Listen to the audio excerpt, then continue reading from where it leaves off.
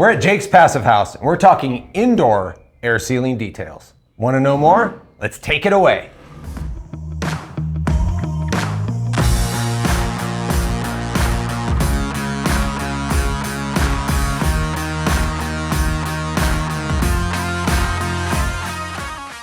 We're at Jake's Passive House, and we're with Craig Novak, the project manager for Jake's Passive House.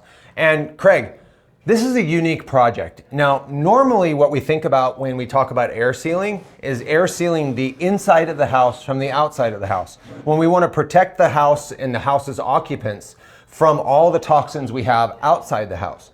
But in this house, it's actually a fairly unique project because we have multiple zones within this house that are going to be producing potentially toxic chemicals. So right now we're standing in the art room, and the art room is a place where they're going to be doing a lot of upholstery work, and she's going to be melting foam, and that foam is going to produce off-gassing from the melting chemicals. So how are we adapting this design and specifically our air sealing details to accommodate how this family functions? So yes, we have a workshop up here for upholstery, and we'll have a wood shop and brewery downstairs that they don't want those toxins or just smells permeating the household. So we're creating separate air zones within that envelope. So we have the outside air envelope. So this is a passive house. So we're going to be super focused, and we have been super focused on keeping the outside air out and the inside air in, and then controlling that.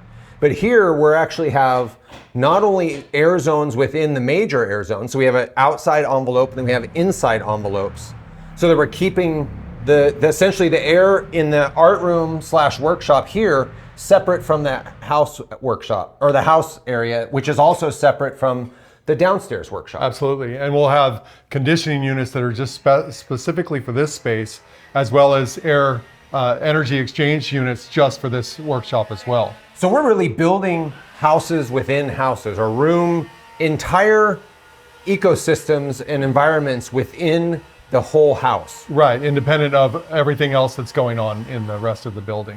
Now, is that, we talk a lot about passive house being all about energy efficiency or potentially quietness, but it's also, the reason we're doing this is all about human health. It's all about making sure that when somebody is working in here or working downstairs, that they're not exposing the rest of their family to potentially smells or toxic fumes, and that they can feel free to work here without kind of hindrance. Well, even for themselves, because we're designing in a high movement of air, so when they're cutting those foams with hot knives, that air exchange is rapid, so it'll keep it healthy for them as well. So not only do we have its own ecosystem and its own ventilation system, but we can increase the speed of that ventilation system so it's more like a fume hood that we're blowing air through here as quickly as possible so that we protect their health as well. Absolutely.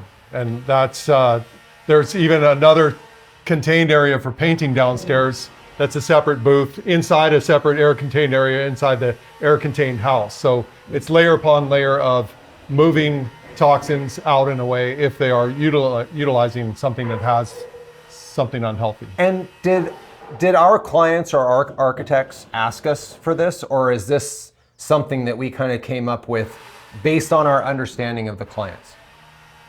I believe it's when we discuss what the client's goals are, we help them achieve those goals by driving the solutions in those systems. We are making some modifications on the air systems for affordability, but they'll function just as well as what was potentially designed initially. And when we have this area, so in a normal house that doesn't have these subcompartments, if we need to speed up airflow, we're speeding up the airflow for the whole house. In this respect, we can speed up just this one little area while maintaining the energy efficiency of their other house by only transferring and exchanging air at the normal rate. Exactly. They could lower the temperature in here and then keep the house at the more comfort level.